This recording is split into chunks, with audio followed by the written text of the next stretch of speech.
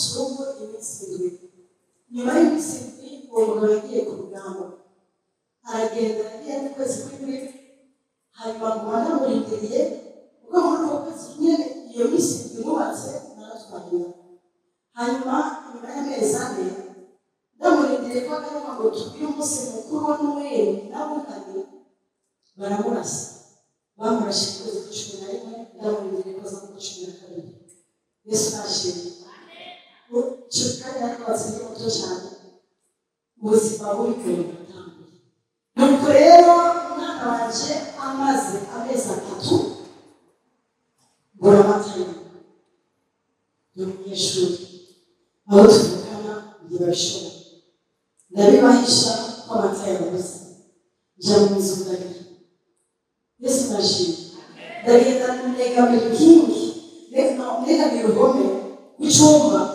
ndarira amosozi yose arasesekara mvugo yose ku buryo ingufu zanje zose zaheze ingufu zimaze guhera ngo bamutanga ndaryama ariko imbere yo kuryama nabwiye Yesu ndavuga ngo Mana jewe sinzi kubaho cyangwa utawa ariko nibubaho mwanyumva niba unyumva umamataye umwana kuba muretse akavuka se yarafise amahera yo kumutunga ukamureka gutya none ukabuze ko nta kintu bifise ukaba muretse akaba nangora ko turaka twinshi narakora kumurango ngakora mu ijoro kumurango nakora akaraka kugira ngo dushobore kurya mu ijoro ndandika igitabo cya Mumare kugira ngo ureze ishuri ndateba ndohera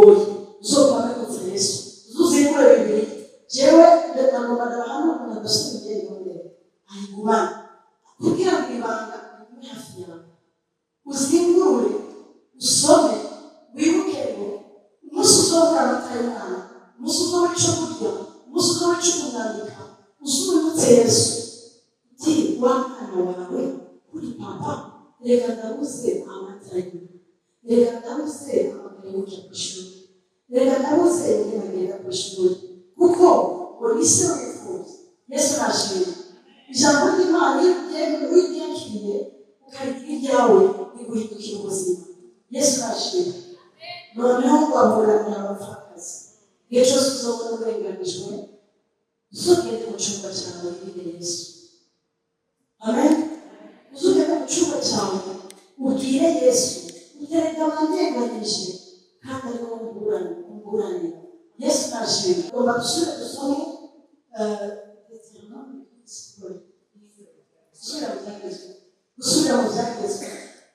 gusubira mu byagezwe ikigabane cy'icumi umurongo wa 17 gushika ku 18. Gusubira mu byagezwe mu Gifaransa n'Igifaransa 10 umurongo wa 17 gushika ku 18. Inshuti mwaje kudufasha urubanza mu guhura na Yesu utari umupfakazi cyangwa udasifuje nawe wabyandika hari gushobora guhura n'umupfakazi cyangwa imfubyi ukamufashisha.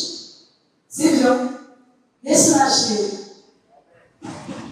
Abadamu cyose watowe avuga ngo guhura ko Imana yanyu ari Imana isumba izindi, n'umwami asumba abandi, Imana ihambaye n'inyabushobozi iteye ubwoba, idatinya abantu ku kigohe, itajya ingwire, icira imanza imfubyi n'abapfakazi, ikunda inyamukira, ikayigaburira, ikayambika.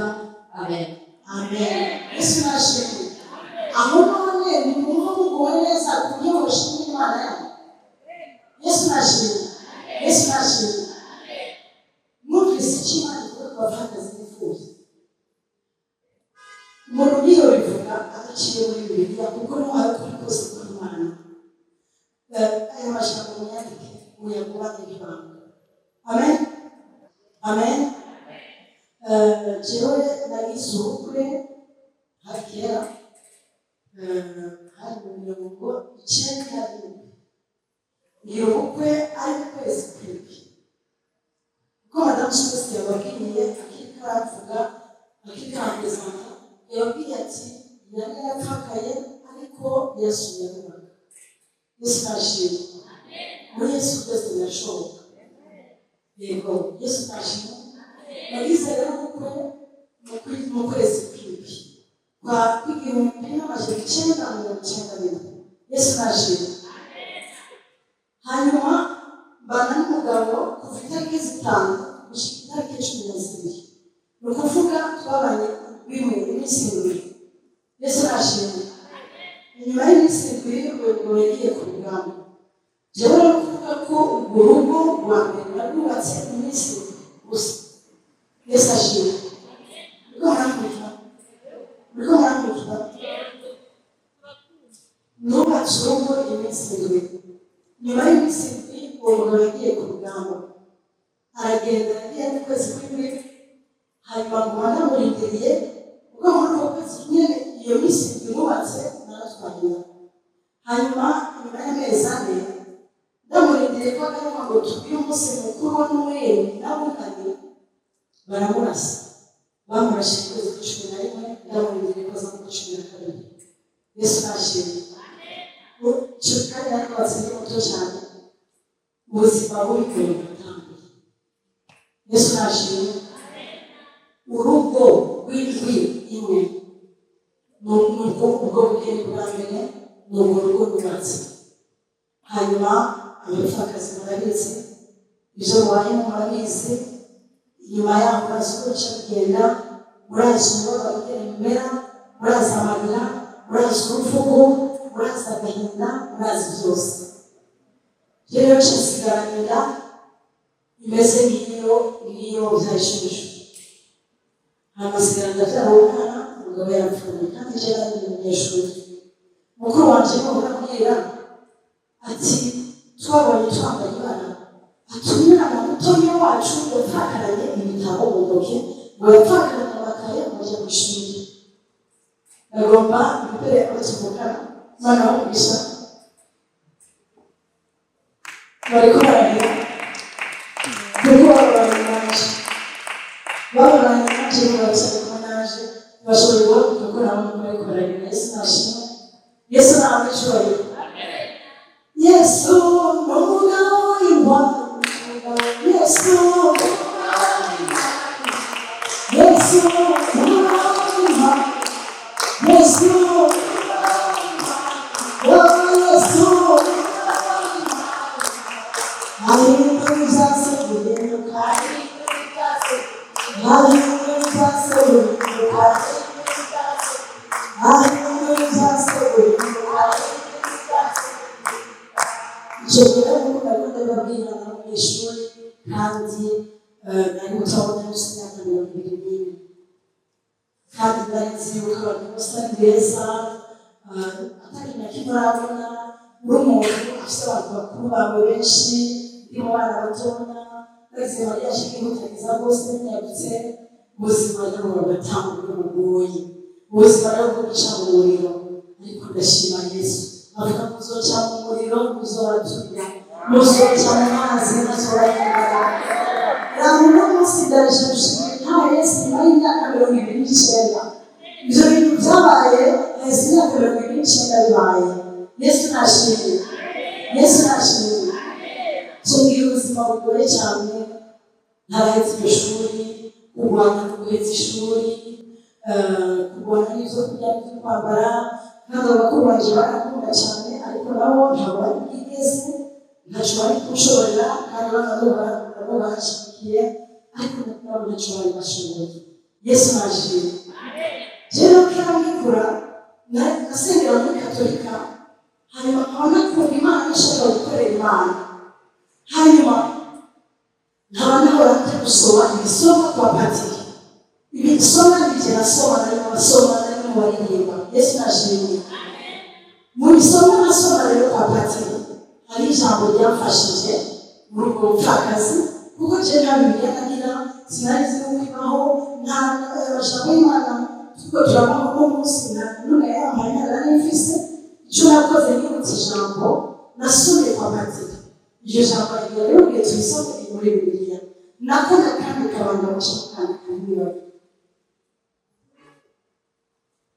Turasoma muri Matayo 6 umurongo guhera ku murongo wa 25 gushika ku murongo wa 34. Matayo 6 umurongo wa 25 gushika ku 34. Atuyatwa nirindira ndabahaye kugerana na Yesu utagaze bakunzi banje bagenzi banje. Yesu nashimye. Muri Yesu haribanga. Amen. Madame Spesifa yatoye adusome duce turangana kandi reka kubwira ko twaja aya majambo ijambo ry'Imana tubwira ko ijambo ry'Imana ni nkota ni nkota dusohoza nasi iko nasi yaguteye uvuge amajambo tukutwiga aya majambo iri Afrika nanje rero bicambaye ko nabwiye ko ari intahe yanje. Iri jambo rero aho nandarize ni muri Katolika nsoma ibisomo kwa patiri hanyuma rero maze gusoma biyasanganyemo n'iri rero n'irindi banga abazana no munsi. Yesu nashimye. Abashyitsi dusomere nasoma aravuga ngo icyo gitumye bababarira ntimukaganyire amagara yanyu uje muzohora canke uje muzohora canke umubiri wanyu uje muzokwambara. Mbega amagara aruta icyo kurya canke umubiri uruta ivyambarwa? Nimurabe ibiguruka vyo mu kirere ntibibiba ntibishwabura kandi ntivyimburira mu bigega ariko so mw'ijuru arabitunga. Mbega mwebwe ntimubiruta cane? Ninde muri mwebwe yoshobozwa n'amagara kwisumvya uko yareha n'ukuboko kumwe? Ikibaganisha impuzu ni iki? Nimurabe amashurwe ku misozi imerakura ntiyirirwa aratama ntajisha impuzu, ariko ndababwira yuko na Salomo mu bwiza bwiwe bwose atarashajije ariko kurayo. None Imana ko yambika ivyatsi vyo ku misozi ityo biri ariko nk'ejo bigatererwa mu ziko, mbega ntizoroshiriza kubandika mwebwe abo kwizera kw'ihene? Nuko ntimukiganyire ngo tuzorya iki, canke tuzonywa iki, canke tuzokwambara iki, kuko ivyo vyose abanyamahanga ari vyo bitwararika, ariko so mw'ijuru arazi ko ivyo vyose mubigena. Ariko mubanze mwitwararike ubwami bw'Imana n'ukugororoka kwayo, niho ivyo vyose muzovyongerwa. Ntimukiganyire ivy'ejo, kuko umunsi w'ejo uzoba wiganyira ivyabo, umunsi ukwiranye n'amagorwa yabo. Amen. Amen. Yesu nashimye. Iryo banga nagomba munye Imana y'Imana birakora, bana b'Imana birakora. Naryanditse uyu murongo wa Matayo, zigituma nziza kuvyandika, ni kubera umunsi umwe bizokugora, nivyakugora usubije gusoma ukumva yanditse gute, ngo mbe hajyamwe Imana ivuga gute, kuko hari abo bizeye batabishobora, kuko nanje nafise abo tuvukana kandi bankunda cyane, barinyegeza bakaja kurira, nanje nkakinyegeza nkacupa nje nkaja kurira, nta n'umwe yarigana n'ubundi, umwe wese yarinyegeza bakinyegeza bakaja kurira, bakibaza ko ntabimenye, ariko nari ndabizi. Yesu nashimye. Ninaco gituma hari igihe akiri ibintu bimwe sindababwire, kuko namwe kubatera amagorwa nabo ataho barigishikana. Yesu nashimye. Kuko hari umwe muri bamwe banje bamuvuye wanje atarakora akazi, hakaba n'ubundi arivyo gukora nk'uko akiri umugeni agifise atabintu vy'ishobora. Yesu nashimye. Yesu nashimye. Ukabona rero, ukabona ugeze ku ruzi ugashobora kwambuka, uri imbere y'amirimbo utabaza Yesu. Yesu niwe mutabazi, Yesu niwe mutabazi, Yesu niwe mutabazi, Yesu niwe mutabazi, Yesu niwe mutabazi, Yesu niwe mutabazi, Yesu niwe mutabazi. Abuzima niwo kuvatora, Yesu niwe mutabazi. Abana batabishoboye, Yesu niwe mutabazi, oh Yesu niwe mutabazi, Yesu niwe mutabazi, Yesu niwe mutabazi, Yesu niwe mutabazi. Ukabona ugeze ku ruzi ugashobora kwambuka, uri imbere y'amirimbo utabaza Yesu. Yesu niwe mutabazi. Amen.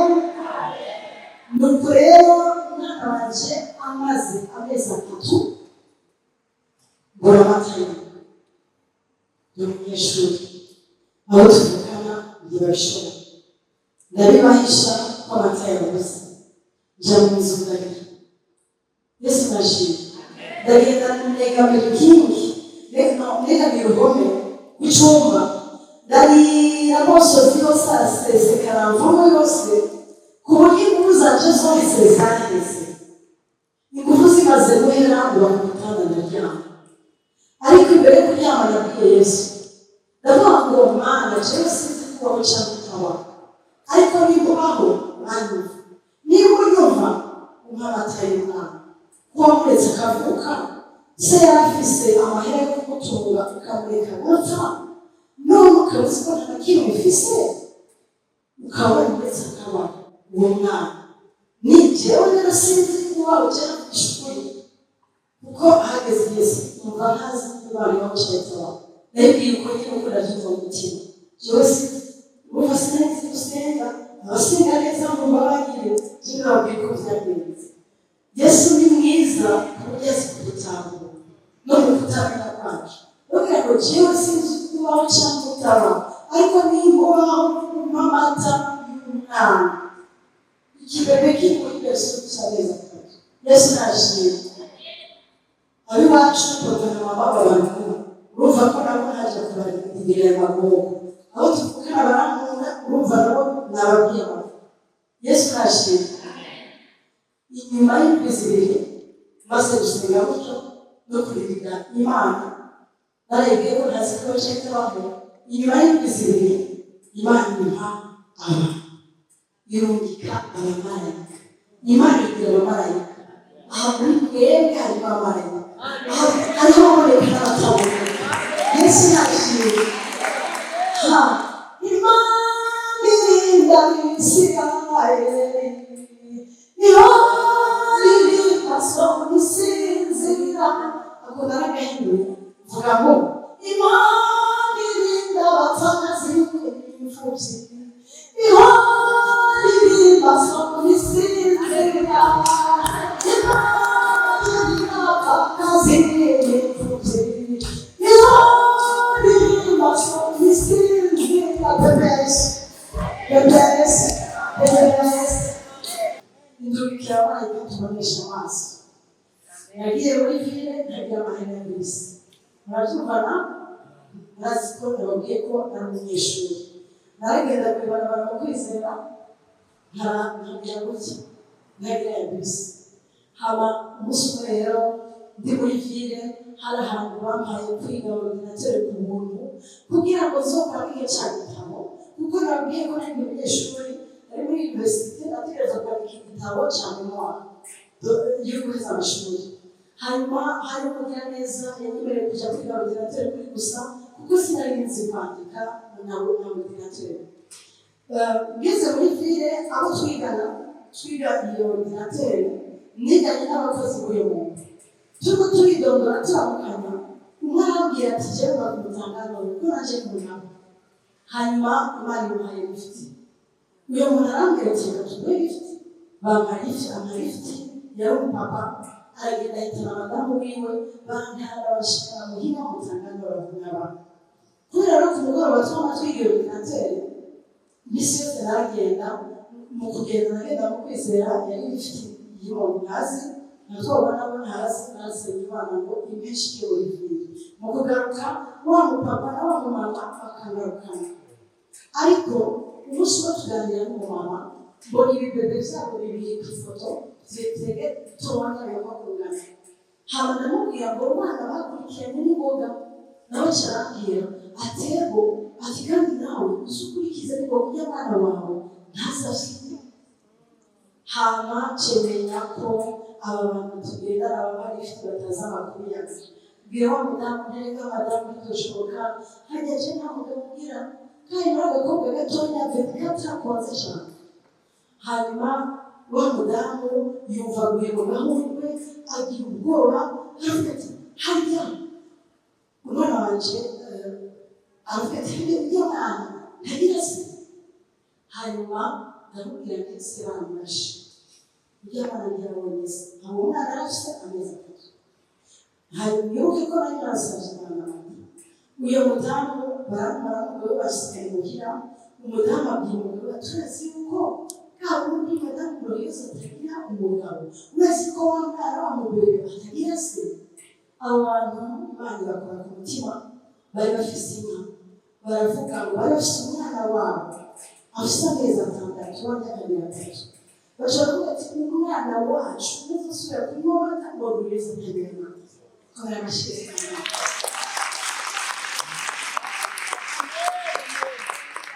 Barambwira ngo duhe umukozi wawe tumutware muhira aho naho tuba asohoka amaze gutora litiro y'amata y'umwana wawe. Imana ibidukiye abamarayika ibimpaye amata. Iri jambo ry'Imana twasomye mu Matayo rivuga ngo ntimwiganyire ibyo muzorya cyangwa ibyo muzokwambara.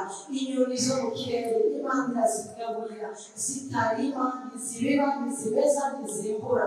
Ngo kandi amashurwe yo mu ijambo Imana irayambika. Yesu arashimwe. Imana rero ibimpaye amata.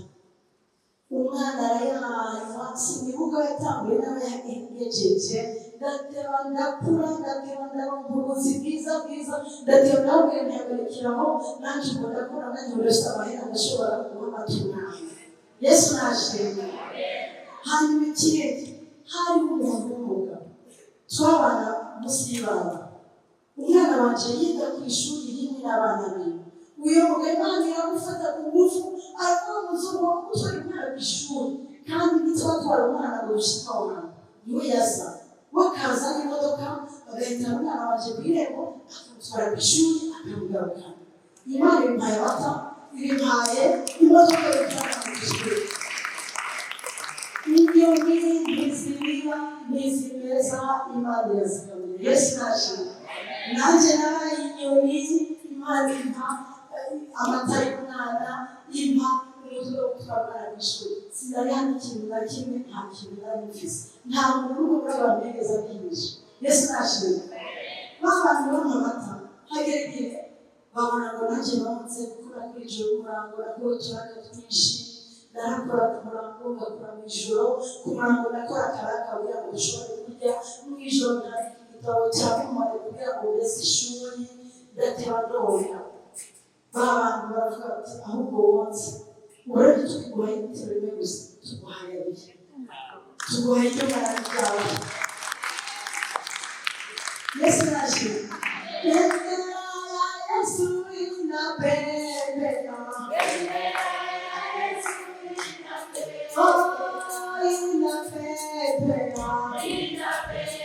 oh inapendeza. Ugeze kera w'icyubahiro kubabikoze, nicyo bituma tuvuga icyubahiro cyiwe, duhagaze ku ijambo ryiwe. Yesu nashimye.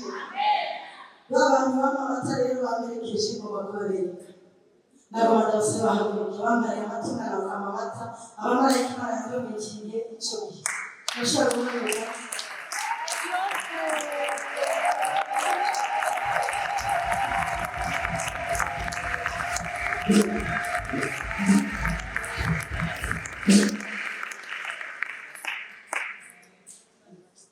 abamarayika barayamurikiye bajya nta kintu dupfana menshi n'umunsi. Sinari bwababone na rimwe, nababonye uwo munsi wa mbere bampaye rifite. Umunsi haheze iminsi mikeya baba bambaye amata.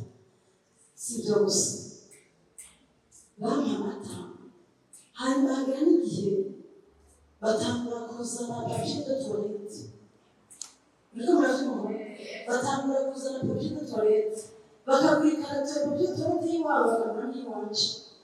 Hagera n'igihe bakagenda gusuma, bagafata umufuko w'ivyo kurya, bakagira imifuko ibiri mu mudugu, bakagabura mu kubiri, akaba umufuko wanje n'umufuko wawe n'ivyo kurya.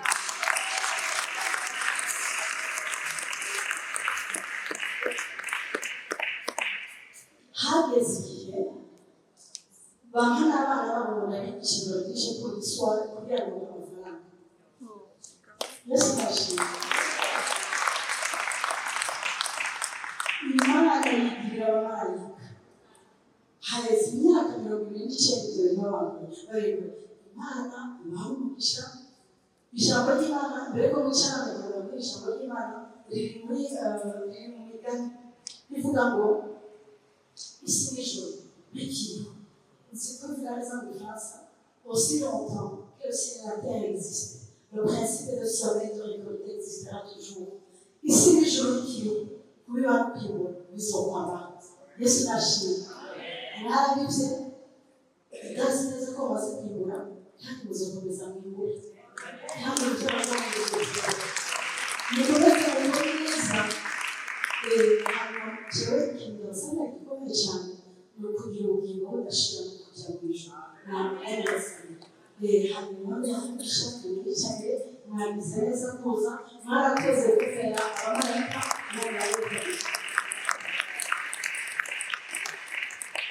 igihe nasenga rero, igihe nasenga Imana nibutse ijambo ryo muri Matayo, Imana yacinguriye abajya. Yesu nashimye. Senga senga ntacuzobura, senga senga senga ntacuzobura,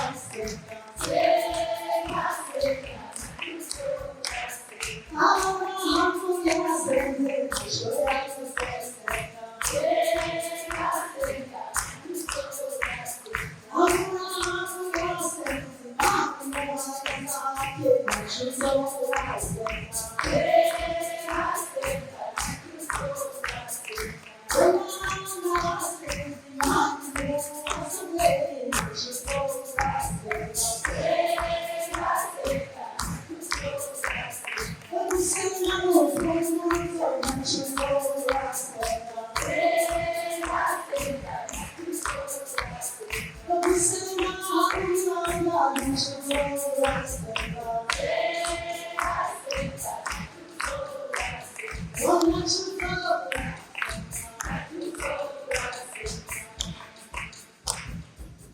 ibintu rero nabasaniye by'amabanga n'ibindi ijambo ry'Imana ni gusenga ntushimire gusenga udafite ijambo ry'Imana ijambo ry'Imana ni inkota dusogota Satani na Yesu Satani amutereye yavuze ngo handitswe ngo nawe ingorane zawe uzohora uzibwira ngo handitswe ngo si iminsi yose badusengera ngo ibice bijya gutya hari igihe bifata umwanya Yesu nashimye kandi abadamu mwe mwabashira nawe mwe bapfakazi muhabwe abasirikare Yesu nashimye mwabageze kuri Satani nawe mwamuye kwesipeza Yesu nashimye kera nabonye ari intare yavuze ndaheza rero yavuze ngo ari intare Yesu nashimye muhamagariwe kuba intare Yesu nashimye turi ku rugamba ntimugire ubwoba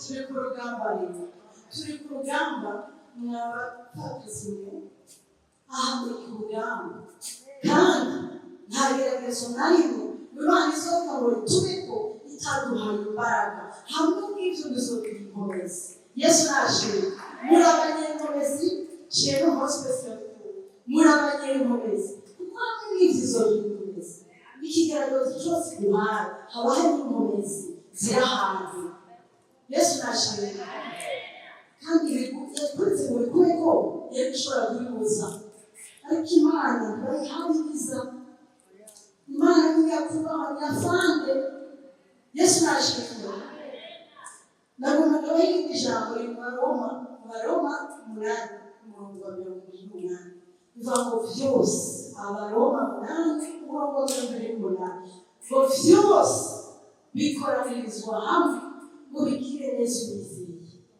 Yesu nashimye urafata ikibazo cyawe uvuga utabwo inyishu wakibazo w'ibishu Yesu nashimye iyo bitegetse byemera ariko bisaba kutizera ukabyizera kandi urindire bisohoza Yesu nashimye icyo tuzi uko bizogenda icyo tuzi ibyari Imana izodutabara ariko wisunze Imana ugahagarara ku ijambo ry'Imana ntikureka